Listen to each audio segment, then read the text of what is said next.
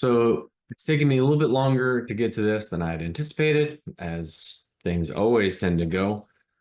Take how long you think something's going to take and double or triple it. I expected to get this video out a couple of weeks after the last one, and here we are a month later. And this was supposed to already be in the mail, but here we go. Here's our version 2, print 2, or version 2, print 1. So the second one I've printed with all the changes mentioned in the last video. I struggled with a few things, and this is just the life of printing. You can see, hopefully, the texture on that side is really great, but you can catch this in the light. You see that that texturing right there. Yeah, that, this is how printing goes. I also made a mistake, which was when I was gluing one of these sides on.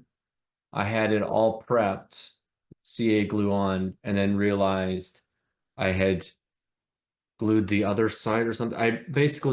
I only intended to do one side, but through misfortune, ended up realizing I needed to do both at the same time. And thus, my bottom ridge wasn't as aligned as I was hoping. This side is a little bit proud on this side that I'm tapping, and on the other side, it's also a little bit proud. And it glued fine, but it was not watertight. So I did eventually resort to using clear RTV silicone, which, if I can get the reflection there, you can see there. Yeah, you can see the RTV inside. Probably not food grade. Hopefully you're not licking the inside of it. You can also see my magnets, which turned out great. Some of them were a little tight, some of them were a little bit loose, some of them were tight enough that I really wasn't worried about them not being glued in, but I did end up gluing them in, especially if they came out afterwards. And then this is the opposite return side, which, where's my magnets? Oh, I guess I only glued magnets into one side. That's right. I still have to do that. See, still got things to do. So you can see here my 4 magnets. And then that, you could technically put these on both directions, which kind of makes it confusing because you could accidentally put it on the wrong side. But if you know the shape of a cylinder head, you know that it tilts upwards, not outwards. So yeah, they register real nice. A lot tighter fit than my last one, which had an error in math. So it had a gap anyway, but this is already not much nicer fitting. And then the magnet really do add a nice layer of stickiness, where this one without the magnets doesn't quite stick the same. You can't really feel it as much, but anyway. And part of what took some time is that I had a print failure. Not just one, but multiple, actually. So I was doing half of one of the blocks, and out of nowhere, my printer just decided to screw up, and I tried my best to print the remainder and then glue it, and I was really not happy with how it was turning out. It looked terrible, and more importantly, it wasn't going to line up with the other piece. You can kind of see there that there's a dip to it. It goes up. It doesn't, yeah.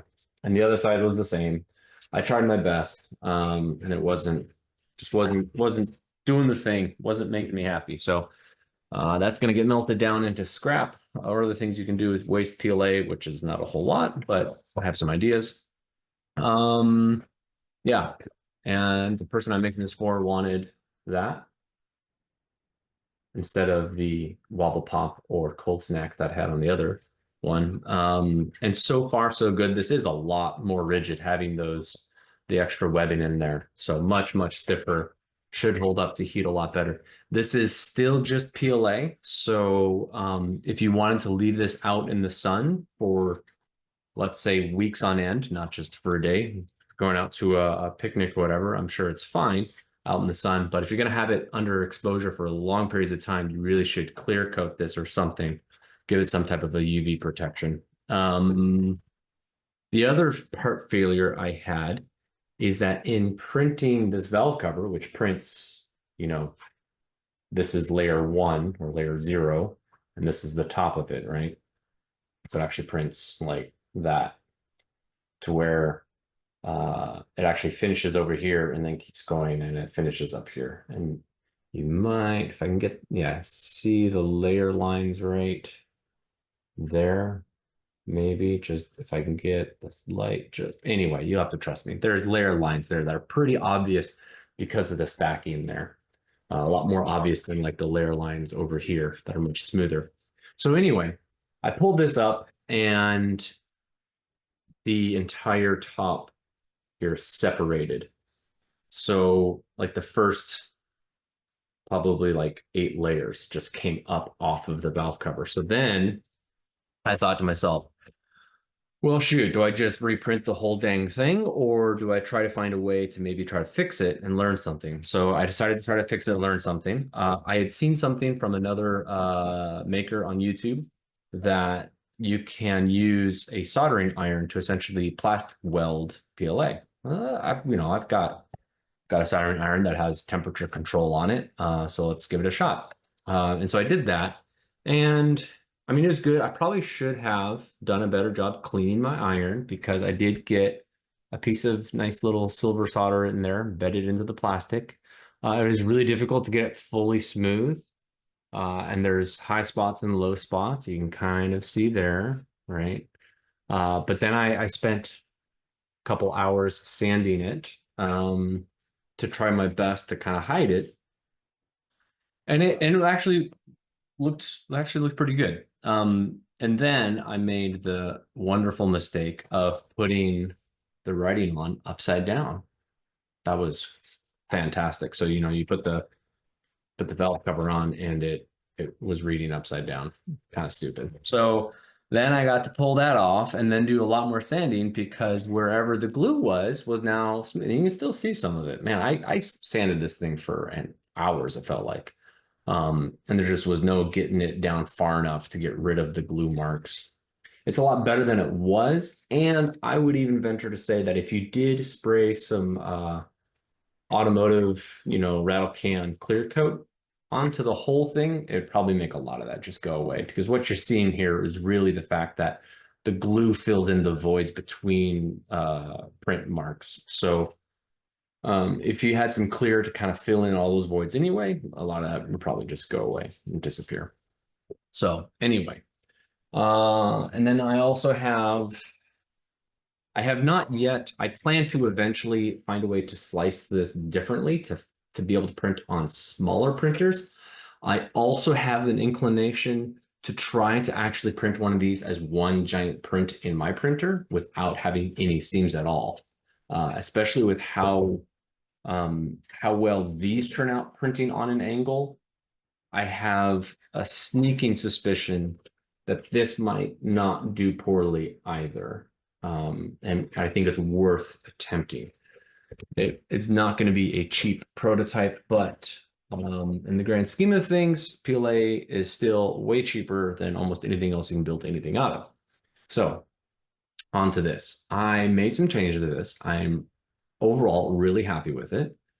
I'm still have the desire to tweak this a little bit. I'm going to recommend to the person I'm sending this to that if they don't ever plan on removing the handle, to go ahead and actually glue it into its slot. It does go in nicely. And that's another thing is that I didn't have to do as much sanding on this one as I did the other one to get it to fit into its spot, but I did have to give it just a little bit of massaging with the sandpaper to get it in. But the problem is that it still wants to flex to right. So right, you see that?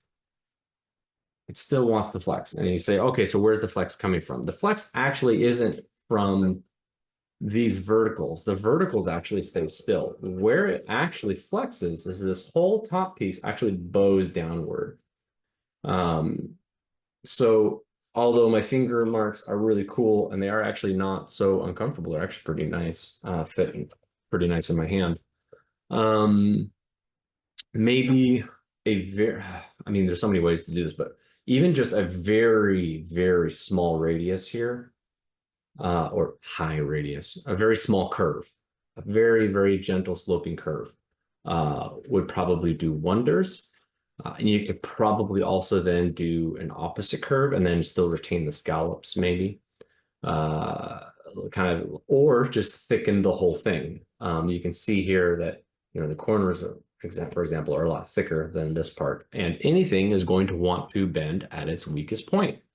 This is a long distance. You have a lot of leverage, and it's also thinner than the corners. So it makes sense that it's going to bend there. It's just bending more than I had hoped for. But a little bit of CA glue right here, a little bit of super glue underneath.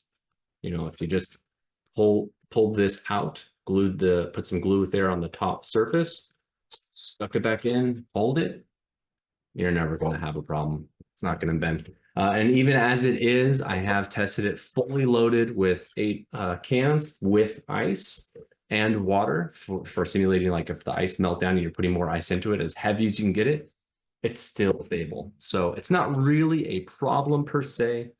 It's just one of those things to consider, that if you want it to be super robust, it might be worth gluing down. I think that's it for the follow-up on this. I'm gonna get this in the mail shortly after I finish gluing all the magnets. And then on to revision 3, which will be a whole project, and that's probably going to be a while before I get to that, because I have other projects in the hopper, so to speak. But yeah, version 3 of this, I'll probably have a way to print individual cylinder pairs and then stick them together. You could then, in theory, combine like an end cap and a middle and an end cap to make like a V6, or even just 2 end caps to have a V4. Or if you wanted to go more and more, you can maybe even have a V12. Yeah, so I just got to figure out how to make those interlock nicely. And then I'll probably have a second, version 3B, which would be an entire one piece if you have a larger printer like mine, which, by the way, I think I've said in the comments, I don't know if I've said in videos, is an Elegoo 4 Max. Really happy with that printer. I would only recommend it to somebody who wants to tinker. If you want something that just works, the Bamboo Labs products are all worlds better. They are much more expensive. So if you're looking at an ROI perspective, not going to do a whole lot of printing, maybe the Elegoo makes sense. If you're going to do lots of printing, definitely do the Bamboo. It's going to save you a lot of time and energy in getting prints to work right. I don't know that I would be having issues like this if I was using a Bamboo. Yeah, all of my failed prints and PLA waste. My PLA waste bin is big. So yeah, so food for thought if you want to get into this hobby, get a nice printer that you're going to have less issues with overall. Let me just kind of toss this on for the whole picture and kind of see. So stay. Yeah, so there you go. And yeah, I did test it. It is watertight, which is great now that I put that RTV in there. And even with all the revisions I made, making the smaller, more compact cans still fit in there nicely. No issue getting them in or out. And plenty of room for ice for your outdoor parties and events. All right. Until next time. Oh, I should mention, in case anybody stuck it through here to the end, I do plan on posting some more content soon that'll actually be automotive related. I've been working on the Datsun again, so we'll probably get at some of that content up over the course of this fall and winter. Have a wonderful day, everyone.